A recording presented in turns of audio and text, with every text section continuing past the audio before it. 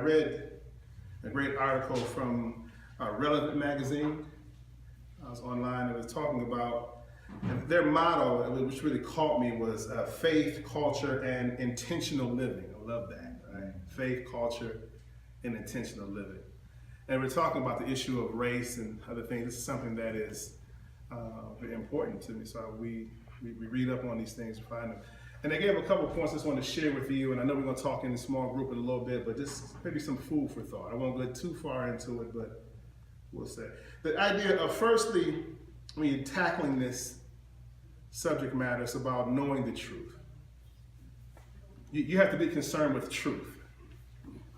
Not perception, not this, and that means accepting that sometimes what you have held as truth may be your truth, but maybe not be the truth about a matter. So truth has to be most important. The truth. The with a capital T. The truth. The other is to embrace your own racial identity. What are those factors? I named three at the beginning. That's how we identify ourselves. Embrace your own identity. It's not about shrinking and becoming what they call so we're all just the same. On one level, yes, we are all the same. But God also, in His wisdom and wonder and His mercy and His great blessing to us, He made us different.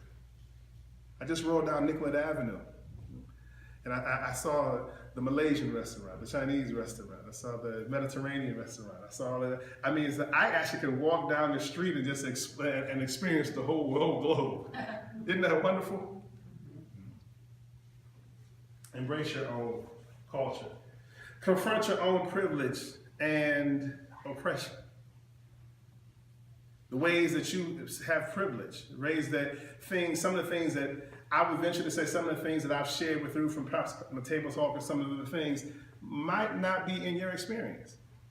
But guess what? They're true, it happened. So that in and of itself has formed in many ways the lens by which I view the world. So the idea of being able, the ability to look through that, to see that, and to be aware of that. So we have to actually be able to confront that. That's not an issue that I have to deal with, but I'm not saying it's not true. We have to be able to confront that.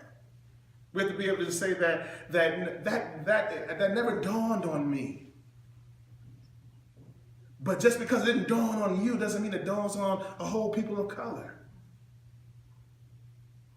a gender, a religious group, etc., etc.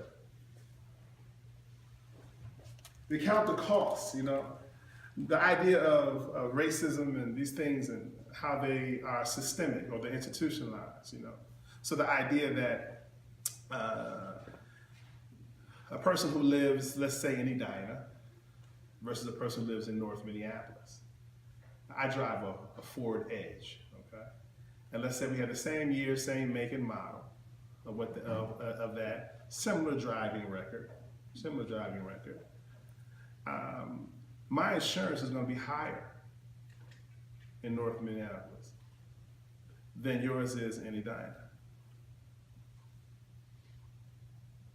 The cost of institutional racism, the cost of it.